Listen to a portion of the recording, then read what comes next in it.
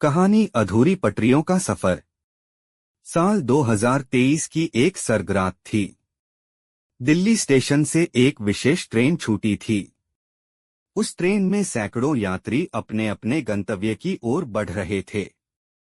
उन्हीं में से एक यात्री था अभय, जो पहली बार अकेले इतना लंबा सफर कर रहा था।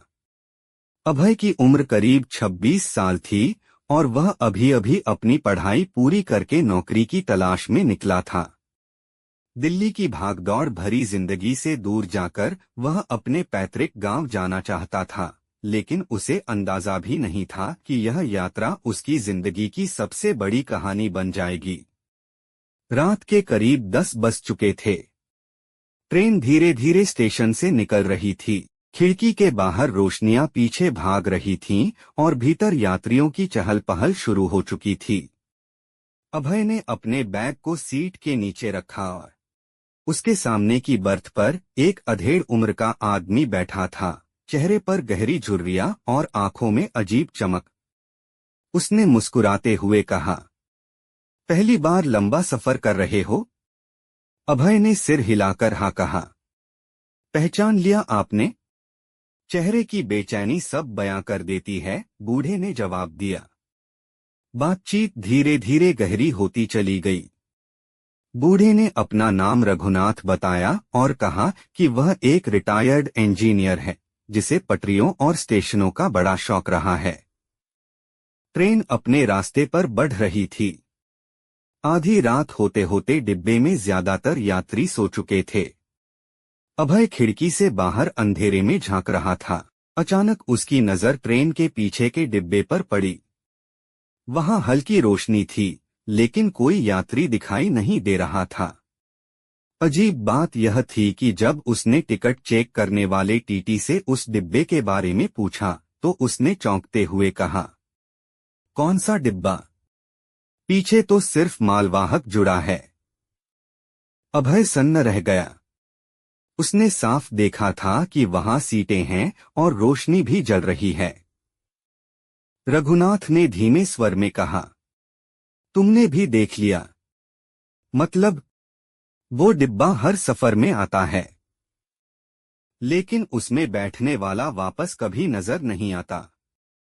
रघुनाथ ने आगे बताया कि सालों पहले इसी रूट पर एक भीषण ट्रेन दुर्घटना हुई थी। उस हादसे में पूरा डिब्बा पटरी से उतरकर नदी में जा गिरा था।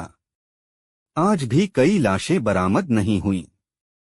कहते हैं, रघुनाथ ने फुसफुसाते हुए कहा, उन यात्रियों की अधूरी कहानियां उसी डिब्बे में कैद हो गईं। जो भी उसके करीब जाता है, उसकी किस्मत भी उन्हीं अधूरी कहानियों का हिस्सा बन जाती है। अभय के रोंगटे खड़े हो गए, लेकिन उसकी जिज्ञासा भी बढ़ गई थी। उसने तय कर लिया कि सुबह होते ही वह पीछे जाकर उस डिब्बे को देखेगा। सुबह के 5 बजे थे। ट्रेन एक छोटे स्टेशन पर रुकी। ज्यादातर यात्री सो रहे थे। अभय ने हिम्मत जुटाई और चुपके से ट्रेन के पिछले हिस्से की ओर बढ़ा। जैसे ही उसने डिब्बे का दरवाजा खोला, एक ठंडी हवा का झोंका आया। अंदर वाकई सीटें थीं, लेकिन उन पर धुंधले आकृति जैसे साए बैठे थे। कुछ के चेहरे लहूलुहान थे, कुछ की आंखें खाली और कुछ अपने अपने सामान को पकड़े रो रहे थे। अभय के पांव जम से गए। तभी एक औरत की परछाई उसकी तरफ बढ़ी और बोली, क्या तुम हमारी कहानी पूरी करोगे? अचानक सब कुछ बदल गया। अभय ने खुद को सालों पुराने समय में पाया। वही ट्रेन, वही डिब्बा, लेकिन जिंदा यात्री। उसने देखा कि यह वही यात्रा है जिसमें दुर्घटना होने वाली थी। उसके सामने वही औरत बैठी थी जिसने उससे मदद मांगी थी।